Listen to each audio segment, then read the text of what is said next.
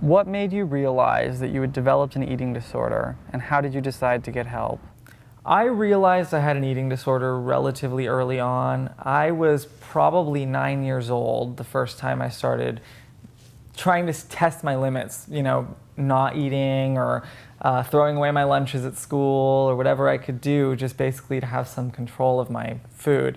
I realized that that was a problem, but I kind of kept it under wraps. It wasn't something I talked about openly.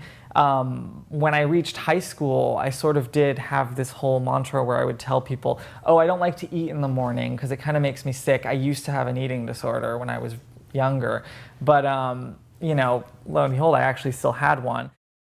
I didn't actually decide to get treatment on my own. I got treatment on my own basically by force. I was so sick. I was working 2 jobs, basically working myself to the bone, not eating anything, working out 4 hours a day. I got to the point where I even believed that sleeping was not a wise act because I wasn't burning as many calories for some reason.